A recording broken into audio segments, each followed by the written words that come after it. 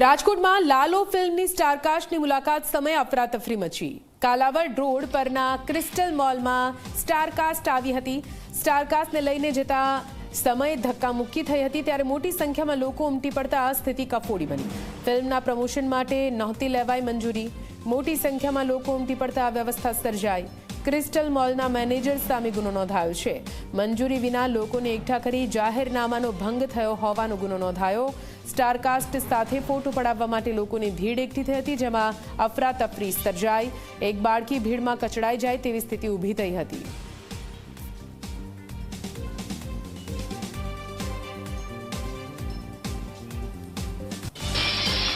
તો લાલો ફિલ્મની સ્ટારકાસ્ટની મુલાકાત સમયે સર્જાયેલી અફરાતફરી વચ્ચે એક વિડીયો પણ સામે આવ્યો છે, જેમાં લાલો ફિલ્મની સ્ટારકાસ્ટે લોકોને સંબોધીને કહ્યું હતું કે તેઓ ક્રિસ્ટલ મોલમાં આવી રહ્યા છે। આ વિડીયો જોઈને મોટી સંખ્યામાં લોકો પહોંચે તેવી શક્યતા વ્યક્ત કરવામાં આવી હતી। જય શ્રી કૃષ્ણ। હું છું રીવા અને હું છું શ્રુહદ અને અમે એટલે કે લાલોની ટીમ કાલે આવી રહ્યા છીએ રાજકોટ। 2 ડિસેમ્બર કાલે રાજકોટમાં આવી રહ્યા છે। ક્યાં? Crystal mall movie time theatre બપોરે 4 વાગ્યાના શોમાં। અને રાજકોટ મારું શહેર છે, તો મારા શહેરના લોકોને અમે લોકો મળવા આવી રહ્યા છીએ। જય શ્રી કૃષ્ણ।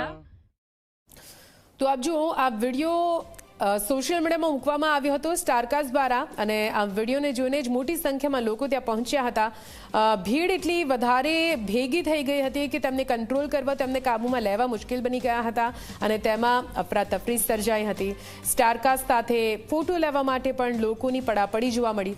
આપને જણાવી દઈએ, લાલો ફિલ્મની પ્રખ્યાતિ સતત વધી રહી છે। 100 કરોડની ફિલ્મમાં આ ફિલ્મ સામેલ થઈ ચૂકી છે, જે ગુજરાત માટે એક મોટી વાત છે। જો કે લાલો ફિલ્મના ચાહકો ની સંખ્યામાં પણ સતત વધારો થઈ રહ્યો છે, અને તેના કારણે આ પ્રકારની પરિસ્થિતિ સર્જાઈ। ક્રિસ્ટલ મોલના આયોજકે ઓર્ગેનાઇઝરે લાલો મૂવીના એક્ટર, ડાયરેક્ટર, પ્રોડ્યુસર અને સ્ટારકાસ્ટને બોલાવી અને પ્રમોશન માટે એક આયોજન કરેલું। એ આયોજનમાં એ લોકોએ કોઈ પણ પ્રકારની પૂર્વ મંજૂરી લીધેલી નહીં કે કોઈ પણ પ્રકારની જાણ પોલીસ વિભાગને કરેલી નહીં, અને જેના લીધે સડનલી સ્ટારને મળવા માટે થઈ અને ભીડ એકત્ર થઈ જતા આ ભીડ છે એ ત્યાં જે હ્યુમન કેપેસિટી છે એના કરતાં વધી જતા એમના વિરુદ્ધમાં ધોરણસરની કાર્યવાહી કરવામાં આવે। ક્રિસ્ટલ મોલમાં આયોજન કરનાર સમીરભાઈ રામજીભાઈ વિસાણી વિરુદ્ધમાં ભારતીય ન્યાય સંહિતાની કલમ 223 મુજબ મહેરબાન કમિશનર સાહેબના જાહેરનામા ભંગની કાર્યવાહી કરવામાં આવેલ છે। આજે 100 કરોડ રૂપિયા જે ક્રોસ કર્યા હોય અને આટલું બધું હાઈપ જે ક્રિએટ થયું હોય, તો લોકોને મળવાની ઈચ્છા હોય।